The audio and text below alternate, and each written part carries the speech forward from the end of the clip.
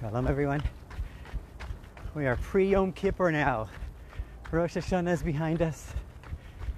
Yom Kippur is on its way. It's coming soon. This might help prepare us a little bit for Yom Kippur. It helped prepare me too. This is a condensed version of a very animated and powerful talk by Rabbi Yossi Jacobson in the 5 towns, to the 5 towns. I will, God willing, send, you can see it on the yeshiva.net. He's the man. Here's a condensed version of what he said. Kol Nidrei, arguably the most known, moving, powerful, thought about, inspiring moment in the Jewish world, in the Jewish calendar. It's Kol Nidrei.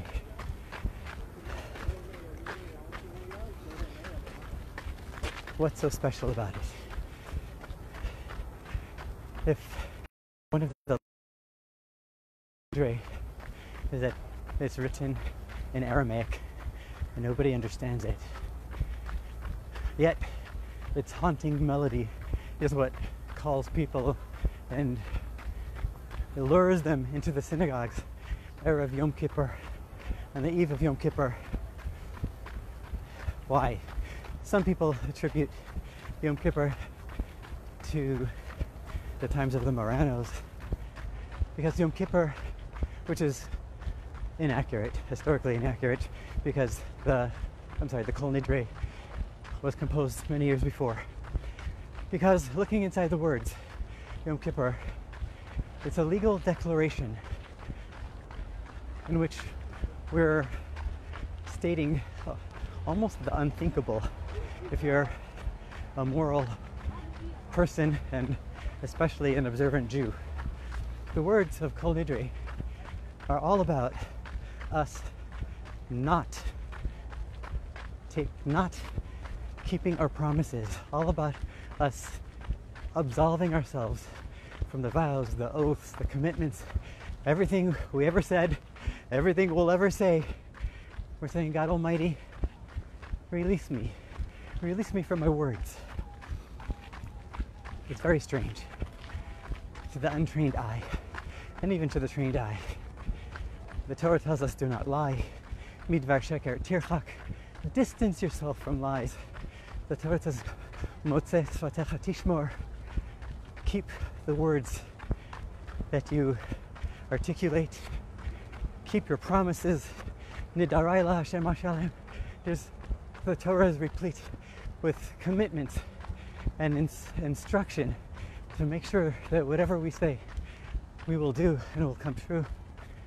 And here, on the eve of Yom Kippur, we have a complete declaration, a legal declaration, which is Kol Nidrei, V'esrei, all the oaths, the vows, the promises that I've committed to myself in the past year, and everything that I will commit during this coming year. God, release me of them. They are null and void, cancelled, as if I never said them, and as if I won't say them in the future. What's going on? That's one question. 2 more questions, and we'll come to a beautiful presentation and an explanation. If you were in the holiday services, you may have heard this tune. Hayom haras olam, Hayom yamid b'mishpat, kol yitzurei olamim. Hard to sing when you're running, but the point is, there's a prayer that we say maybe 6 or 9 times, a lot of times, during the Rosh Hashanah and Yom Kippur prayer services. Hayom haras olam. The translation, we say it right after we blow the shofar on Rosh Hashanah, in the silent Amidah and in the repetition. If you look at the translation, it's usually translated as today is the birthday of the world. Hayom harat olam. Today is the birthday of the world. Let's go back to the source. The source of these words are from the prophet Jeremiah, Yirmiyahu, Hanavi. who had a troubled life and was lamenting on his condition and the situation and the Jewish people and how they didn't listen to him and the temple's destruction and everything. And he says in his words, says, Tehei imi kfurasi. The call coming through, I hope it doesn't work. Tehei imi kfurasi the rachma haras olam. Let my mother be my grave and her womb haras olam, my eternal pregnancy. So here we have Yirmiyahu Hanavi saying haras olam, the same words, which literally mean eternal pregnancy. And our rabbis in the Siddur, in the Machzor, translate it as haras olam, the birth of the world. Why and how and what is the meaning of this prayer, and how do you just transform a translation like that?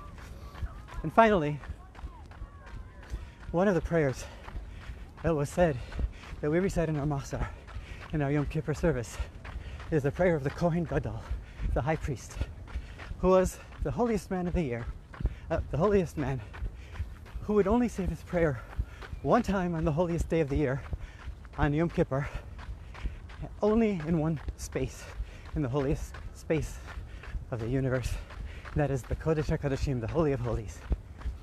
And he would say a very short prayer, and he would ask for the produce to grow. People should have what they need as sustenance, ask for independence for the Jewish people. And finally, he would say it should be a year that no woman miscarries. Shana shelot tapil isha pri vitna. No woman should lose the fruits of her womb. So the question is, again, there are many things to ask for in that 30-second prayer. Why specifically that? He doesn't ask for healing of all mankind, doesn't ask for other things. Why specifically no miscarriages? So all these will be understood based on a little note in the Maimer, the Hasidic discourse of the Alter Rebbe, the first Chabad Rebbe, also penned by his grandson, the Tzemach Tzedek, where he writes over there that our relationship with God in the Jewish texts is compared to a husband and wife relationship. And we too, we are the Jewish people, we're God's wife, as it were. And every Jew enters the Holy of Holies on Rosh Hashanah, on Yom Kippur actually, and we come out touched by the divine. We come out impregnated with inspiration for the rest of the year. We come out bursting with commitment, with resolution, with resolve. This year, my relationship with God will be completely different, will be much better in every way. My relationship with my family, my parents, my siblings, my community, my service to the world will be very different. That's the Yom Kippur impregnation from God to us. But then it happens that sometimes this child is not born. We're pregnant, but we don't give birth, we don't deliver. Throughout the year, things happen, and they prevent us in our own mind from fulfilling our promises and commitments. And this is the problem that Kol Nidrei addresses. Why is it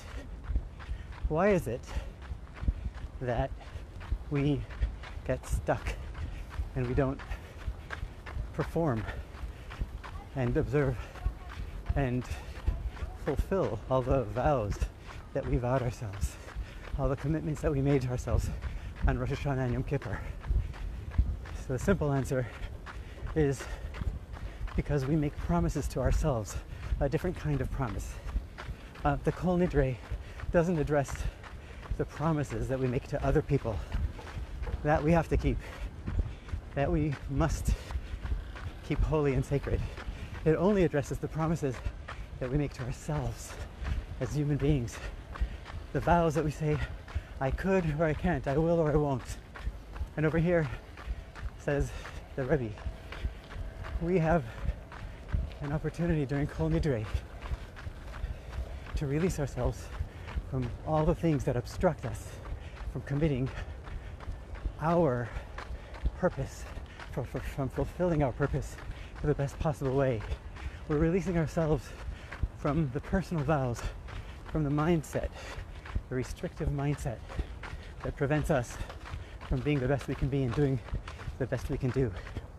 And that is why the Kohen Gadol also, the high priest, recites that prayer. Please, let the people give birth.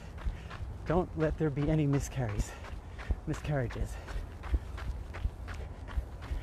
And to end with a short story from Yogi Berra, the one and only, where on his deathbed, his wife said to him, Yogi, where should I bury you? You were born in Missouri, lived in New Jersey, you played in New York.